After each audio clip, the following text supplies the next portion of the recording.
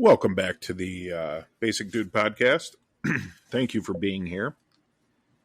I appreciate everybody tuning in, checking out the show. If you could, do me a huge favor and tell your friends, family, people on the internet, whoever, people you meet at the grocery store, in public, at the park, wherever. If you could, do me a huge favor, just spread the word about the show so I can get some more listeners here. I try my best to give a entertaining approach to maybe some of the things that us men that rattle around in our heads, or maybe just some cool stuff that is strictly for guys. But anyway, let's move on here. I'd like to start today by of course, honoring our official, unofficial. I'm going to say official. Why not, right? I can make it official. It's my show. I can do with it what I wish. Kilo Foxtrot Fitness, of course. My friend James, also of the Keep Fighting podcast, will help whip your butt into shape. He's doing great, tremendous things in Bellbrook, Ohio. If you live in that area and have the opportunity to see him in person, he has a very awesome space all set up, and he does kind of like, I think they're HIIT, HIIT, or like a boot camp workout, high intensity training, I believe. If you live in that area, go ahead and see him at the Gem City Holistic Wellness Center. Or if you don't, reach out to him on the many social medias, Kilo Foxtrot Fitness on Instagram, Facebook, Yelp, I think. I just about everywhere. Just Google it. It'll pop up. And he'd be more than happy to help you get your, maybe trim a few inches off the waist, or build some strength or discipline, or all of it. But yes, he would be more than happy to help you out, and I would be glad to have sent you there. So with that said, once again, go see James, Kilo Foxtrot Fitness. You can find him on the web and do it remotely, or you can find him in person at the Gem City Holistic Wellness Center in Bellbrook, Ohio. All right, moving on here. Let's see. Today's show, gentlemen. This may be a little uneasy. This may be a new concept for you. This may be, maybe something you don't like or want to hear. I don't know, but we're going to run with it because this is a principle that I believe in greatly. And with that said, I think it's worth it to do an episode. So let's dive in here. We're going to talk today about men being born to serve. I don't know if you know this. I've mentioned it many times throughout the history of the show here. We are born to serve. That is our purpose. Whether we serve our communities, our families, ourselves, neighbors. Well, I guess that's community, right? Family. Your immediate family, your extended family. Any way you look at it, when it comes to things, we're definitely born to serve. It's a pretty bold statement, and some will hear it and nod. Others might, bristle at the idea, but let's figure out what does it really mean to say that men are born to serve? Is it a noble truth about purpose, a product of religious tradition, a social trap, or a personal path to power? Today we're exploring all of it, from history and religion to philosophy and modern masculinity. So whether you're listening in the gym, commuting, or just taking time to think, this one's going to go deep here. We got a pretty heavy subject. So let's hop into the big picture here. Throughout history, men have been expected to serve, but how they served and whom they served has changed across time and culture. In ancient tribal societies, men hunted, protected, and fought, not for personal gain, but for the tribe. Service to the community was survival. If we fast forward to ancient Greece and Rome, men were expected to serve their city-state, either in the army or in politics. Service was seen as honor. In Confucian China, a man's highest calling was filial piety, serving his parents, his ancestors, and the empire. Even in medieval Europe, knights swore fealty to lords and served a code of chivalry. So the idea of male service as duty, honor, and identity is deeply embedded in human civilization. But what happens when that service becomes expectation without choice? That's a question we'll keep asking. There's a school of thought, especially in traditional masculinity, that says a real man provides, a real man protects, a real man serves his family, even if it costs him everything. This ideal isn't new, but it is also not just about being macho.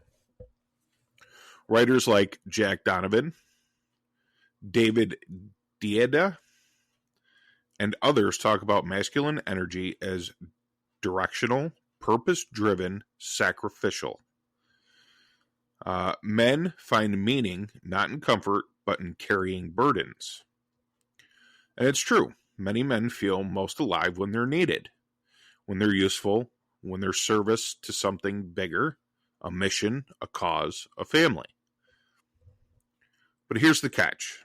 When the duty becomes the only definition of worth, it can turn toxic. When men are only loved for what they do, not who they are, that's not service, that's servitude. Now let's zoom out into philosophy. Thinkers like Viktor Frankl argued that meaning is what drives us, not pleasure, not power, but meaning. And for many men, the meaning is found in service. Service gives you life structure. It asks something of you. It says you matter because someone else depends on you. This isn't about submission, it's about contribution. Nietzsche even said, "He who has a why to live can bear almost anyhow." But what if service isn't a burden, but a gift? A gift that connects a man to the world, not through dominance, but through devotion. That flips the script. It's not about being lesser, it's about being essential. Religion has a lot to say about men and service. In Christianity, Jesus is the model of servant leadership. He washed his disciples' feet. He said, "The greatest among you will be your servant." Christian men are called to sacrificial love, to lead by serving. In Islam, the Prophet Muhammad said, "The best among you is the one who is best to his family." A man's strength is shown in how he cares, not how he controls. In Hinduism, the concept of dharma teaches that everyone has a duty, men included. Service is not optional. It's cosmic order. Even in Buddhism, which often transcends gender roles, the Bodhisattva, I'm sorry, I don't really know a lot of these words, ideal, or I guess the Buddhist ideal, is rooted in service to all beings. So across faith, service isn't weakness, it's power rightly used. It's not about submission to others, but submission to principle, to God, and to truth. But here's where we need to get real. The idea that men are born to serve has been weaponized too. Some men grow up being told, "Don't cry, work until you drop. Your value is how much you produce, and if you break, no one cares." That's not service, that's exploitation. In some modern relationships, men feel like walking wallets. In some systems, they're tools, not people. Feminist thinkers, psychologists, and men's advocates alike have pointed this out. Men are often conditioned to suppress their own needs for the sake of others, but receive no care in return. So the critical question is, are men truly choosing to serve, or are they being trained to disappear? So where does this leave us? It's time to reclaim service on our own terms. Service doesn't mean being a doormat. It means choosing to stand in the gap, to give not only because you're expected to, but because you've chosen a higher standard. Service rooted in conscious purpose is powerful. You're not a slave, you're a steward, a warrior, and a leader. The modern man has a choice. He can follow a script, or he can write his own, where service is not the erasure of self, but the expression of it. So, are men born to serve? Maybe not in the way the world says, but maybe service is written in our DNA, not as submission, but as calling. To serve your family with love, to serve your mission with fire, to serve your community with presence, and to serve your soul with honesty. Because when a man chooses to serve, not because he's told to, but because he's meant to, that's not weakness, that's legacy. Thanks for tuning in. I appreciate everybody listening today. I know it's the episodes have been a little bit shorter, but I think the quality is definitely there. If today's episode hit home for you, share it with a brother, a father, a son, or someone who needs to know. Service doesn't make you less of a man; it makes you more of one. I think that regardless of maybe your religious beliefs or your social beliefs, I think that we can see a huge decline in kind of what today's episode is saying with, men can tend to be exploited. I believe that, and I may get some hate for this, but I'm going to say it anyway, but the feminist movement, right, kind of changed how men, kind of their place in the household, their place in the world. And I understand that, be it may that, women don't make the same amount of money as men, or, can't do the same jobs as men, or whatever. Right. But, the thing is this, and I live by this principle, for my wife and my daughters,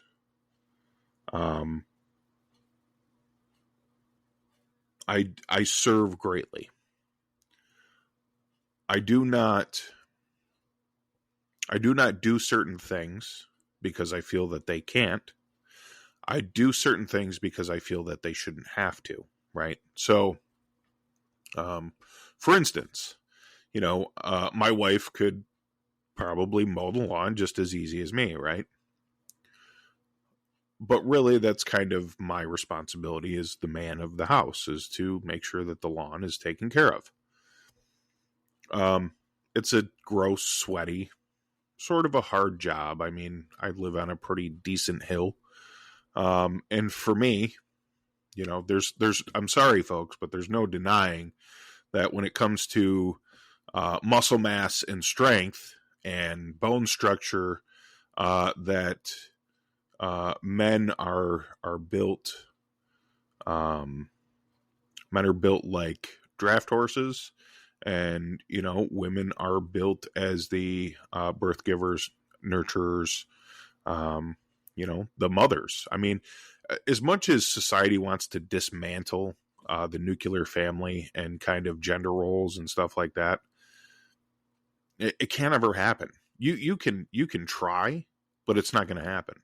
There's just no way about it. We see this with women's sports. The trans athletes always perform better. Well, why? Because they have the stamina and strength and bone structure of a man, because that's what they are.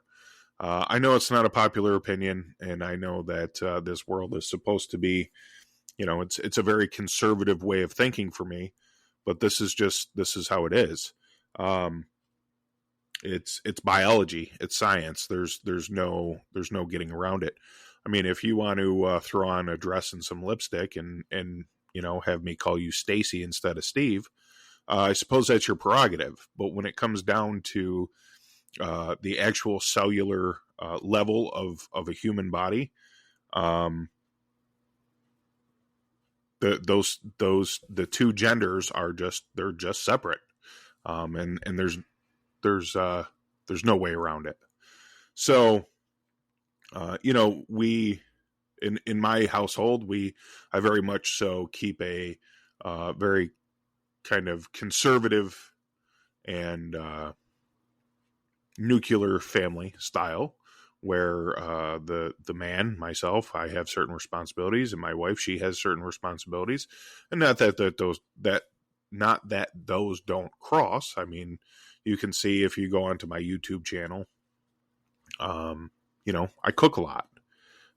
Usually that's kind of a wife's role, right? If we look at tradition through history,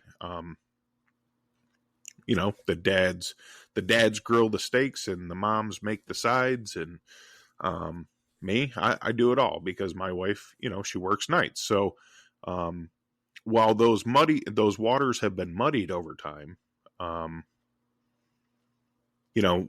there's still those roles that we all fill, and granted,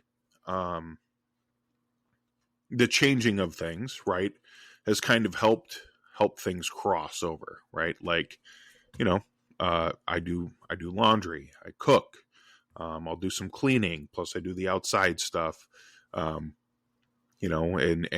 fix the stuff and things of that nature.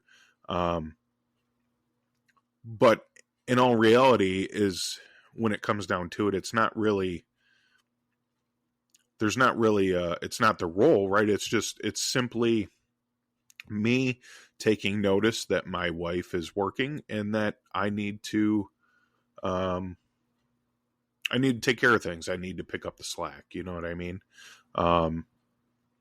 So that's the way that I serve my family. I'm willing to do the tasks that I don't normally always have to do. I make sure that my kids get to all their appointments, and I'm kind of the driver and the transporter, and picking up the medicines, and stopping by the store to get a loaf of bread, things like that. I think that we live in a great age of where things have kind of blended together with the gender roles, but there is still some separation there. So with that said, I know some of these aren't a popular opinion. This is just what I believe. This is the structure. This is how my brain thinks, and this is how I was raised, and this is the structure that my household thrives in. And I am doing exactly what today's episode is about. I'm serving my family. That is how I serve them. I'm serving my community. I'm serving my job. We're always serving. It's a very delicate balance that we have to kind of figure out, because there are so many areas in which we can be pulled. But all in all, we have certain responsibilities, and there's definitely a hierarchy of where those things kind of land, and that's okay. But you want to know something? If if your if your wife doesn't work and you do, and you share a bank account, you're not the slave. You're You're the provider. You're the man. And I greatly, again, that's one of my conservative values is the man is supposed to provide. I will work.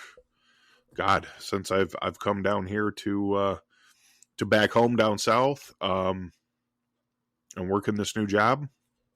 I mean, we're talking. I think I may have worked like 70 hours last week, and this week is on track for probably a lot of the same. And I'm dog ass tired, but you know what? I know come Friday that that paycheck's going to hit the bank account, and if my kids need a new pair of shoes, they can get them. We can get whatever groceries we need to. The bills are going to be paid, taken care of, and life's good. Even though, I have very minimal to kind of survive on, I suppose. Like I don't have access to all that money.